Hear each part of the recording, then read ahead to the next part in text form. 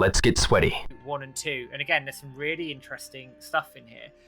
But we open up with the question around the 25th anniversary of Shenmue 1. And it says, with the 25th anniversary of Shenmue 1 coming up in Japan this year, do you have any exciting plans or events that you're looking to do? Yeah, good introduction question, I thought. So, with the Shenmue Dojo and everyone in the community always supporting and thinking about Shenmue, and it being the 25th anniversary, we really should, but we don't have anything planned. We're just so busy, and it might be a little difficult to find the time. Which is okay, actually, because it's nice to hear that they're so busy, right? Yeah, absolutely. If they're busy, they're making something, and that's what we want. We want them to be making stuff and keeping themselves busy. Obviously, I'd love them to do something official, but yeah, I completely understand if they're overwhelmed with work, etc. So that's and I did cool. Say that we definitely celebrate it. Yeah, we will definitely do something. We just don't quite know what yet, but we'll work that out. And that leads into the next question, where James, you quite rightly said, yeah, we understand. We're definitely going to celebrate it. And the next couple of questions are around the story. It says, on the Japanese website for Shenmue 1 and 2, there are some character bios. The one for Ren talks about his Mongolian background. Could you tell us a little bit more about Ren's origins and his Mongolian tribe link? Now, I've picked this up in a video I did about Ren a little while ago. I think, James, you tipped me off to this way back when. And you can see on the screen now there's the translation from the Japanese website that really goes into Ren's background a little bit. And Yu Suzuki's answer is quite interesting as well. Yeah, well, like you say, Matt, I can't remember how we discovered these, but I was just looking. I think I was like saving images and stuff from the different websites to make sure that if they ever went offline, we'd still got that content. And we were translating the description of these characters. Landy's got like a really interesting bio on this website as well. But Rens, finding that the back of his jacket is actually one of those Quilin beast things, the Quilin, Kirin, it says on here. But yeah, that line there, that no one in the heavens knows his true identity, but it seems that he's actually from the Mongolian horse tribe. And if you think back to those pictures of like Ren on a horse and stuff like that, it kind of makes sense. It's really interesting. So yeah, we asked Yu Suzuki what this meant. Bit of a deep cut really in Shenmue lore, but yeah, I thought it was interesting to try and find out from him. But he said he can't say too much about it because he's not yet sure exactly how secret we have to keep this information. I don't want to give anything away. You've kind of put me on the spot.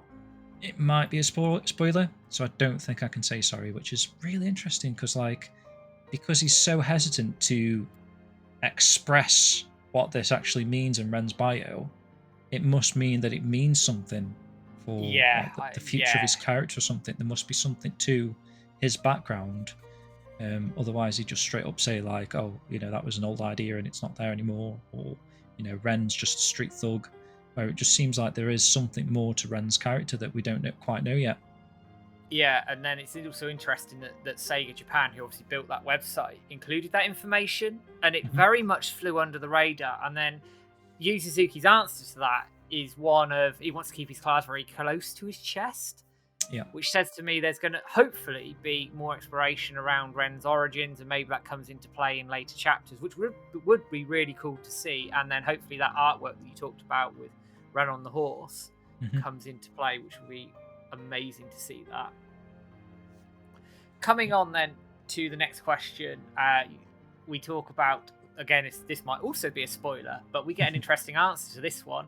It's about the era and environment behind these characters. So Shenhua as a baby and her parents, we are interested in the location of this scene. So for anybody who isn't familiar with this is the cutscene towards the end of Shenmue 2, where you see a baby Shenhua under a Shenmue tree with her parents in sort of quite regal looking outfits. They look like they're part potentially of royalty in China. And his answer again is pretty interesting. Yeah. So at first, it sounded like he wasn't going to give anything away, but he actually does. So he says the same thing applies here as to giving too much away. But what I can say is that the game differs from the story outline of the original novel. So the novel is used as a reference when creating the scenes for the game and contains various plot lines. I don't know exactly how this will turn out in the game, but in terms of what I am envisioning, the location of this scene is Luang. It's an ancient capital. So just to break up the answer here a second, that is cool to hear, because we have always speculated if this is just an old version of Shenhua's house, because the way that the sort of work the scene into the narrative, it's like Shenhua looking at a tree with a swing underneath, and then the flashback is Shenhua on the swing under the tree. So the way that they tell it in the game, I don't know if it's purposely trying to fool you into thinking it's the same location. But again, this is possibly the first time that Yu Suzuki's actually said for sure now that the flashback scene is Luang, so it's a completely different area. He says, something else I'd like to mention is that before Virtua Fighter RPG, we made a prototype called The Old Man and the Peach Tree. That became Virtua Fighter RPG, which in turn became Shenmue. The setting of the Old Man and the Peach Tree prototype was Luang. So the setting for China I had in mind at the beginning was Luang. So yeah, really interesting that this location that a lot of Shenmue fans have speculated a ton over the years is still quite integral to the story of Shenmue, it seems. Yeah, and if it's been thought about from essentially what is 1994, 1995, to hear that it's still in the thought process now, 30 years on, is insane in itself. So I'd be interested to see how they weave that in. It then leads on to the next question, which answers a few little questions around some of the continuity in Shenmue 3 as well. So there's a bit of crossover here. And you say in Shenmue 2 there is the Tapestry of Luang in Shenhua's house. Yep, and he says that it's the place of her ancestors. So that kind of, again, confirms the flashback. Her ancestors there, and in the background there, her parents. Something to do with Luang anyway. And then this leads into the next question around some of the continuity. So in Shenmue 3, the tapestry was replaced with a picture of Bailu village. Was there a reason for that to change? Yeah, so this was interesting. This was something we kind of wanted to understand, why they would replace this tapestry if it was such an important part of the game. Why they would completely replace it. And Yu Suzuki flat out said that that's just something that resulted from the game making process. And we know games change, they cut things, they add things in, and actually the image that you put together there is very, very, very clear. There's a clear difference between the two. But then it comes, I think his answer in the next question is very interesting. And this goes way, way back to the planning of Shenmue 2.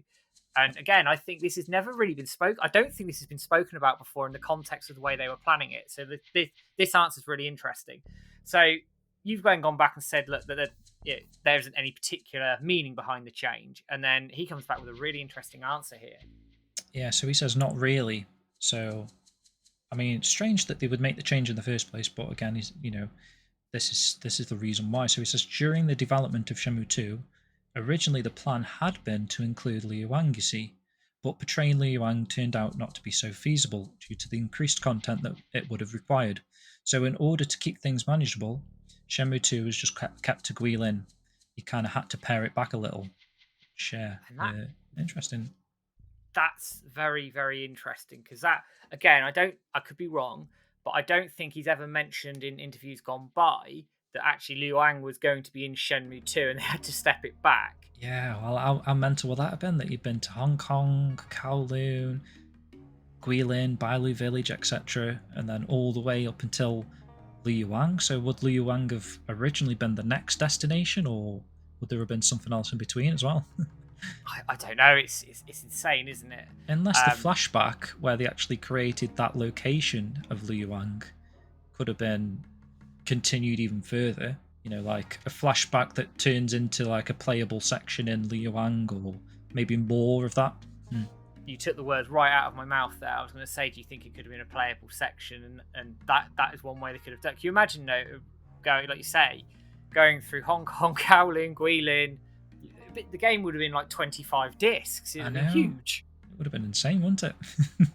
I think they probably made the right decision not to cram that much in. I think it would have felt maybe potentially rushed. I also wonder as well whether that changed when they had a feeling, not just that they had to pare it back in terms of getting the game out, but also that the Dreamcast was on dodgy foundations, for want of a better expression, and sort of refocused a little bit potentially.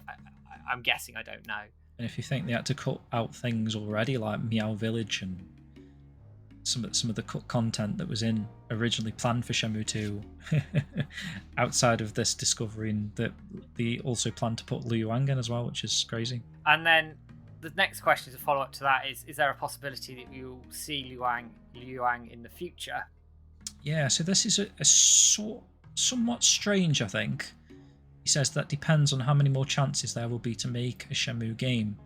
So how do you take that answer, Matt? Because is he sort of saying that like the next Shenmue game, Shenmue 4, would feature Liang then? Or are we talking even further in the future? I don't know, because if you look at the chapter cards, it would suggest it was further on than what he's already revealed in this interview. But as we know, it's interchangeable. So it could easily appear in potentially a Shenmue 4, or it could be in a fifth game. It could just not appear at all. True. By the sounds of it, I don't know if he's quite. Sounds like he hasn't quite settled on how that's going to work. But later on in the interview, which we'll come on to, he talks a little bit about some of the other content and how that could be experienced. And I wonder if that would apply here potentially as well. But again, I'm not going to spoil it. We're going to hit the next question, and this is sort of the last couple of questions around the Shenmue 1 and 2 bit. And this one, again, is quite an interesting one. So cast your minds back to the Game Jam beta. Must be a good couple of years ago now. And you showed him a screenshot of his character model from the Game Jam build of Shenmue 2. And you were wondering, had he seen it? It's from the Shenmue 2 prototype. Yeah, so this was just a curiosity if, this sort of stuff just passes the team by and they don't even realise. And I thought it might be fun to sort of ask him outright if he's actually seen this model of Yu Suzuki in the game of Shenmue 2. So he says, yes, I have. And he thought that it was something that had been created recently. So, like, obviously not aware that this was an original file on an original build of a disc of Shenmue 2. So we sort of came back and said that obviously it was discovered recently, but it was actually part of the game files. And then Yu Suzuki replies that, oh, it was probably just someone's prank then. So that may have been, well, obviously he said that he had seen it, but that was probably the first time he actually realised that this Yu Suzuki model some dev had made back in the day, I guess, which is quite funny. Which is mad that he didn't know it was there. Yeah. Somewhere deep in the depths of the game's files. So that's quite a nice little tidbit, and we'll put the links in the YouTube description where you can find out all about that Game Jam beta. You can actually click on the photograph as well of Yu Suzuki there, the character model. I have tried to link some of the images if possible. Super. So there you go. Click the link and click the photo, and it should take you away into that section.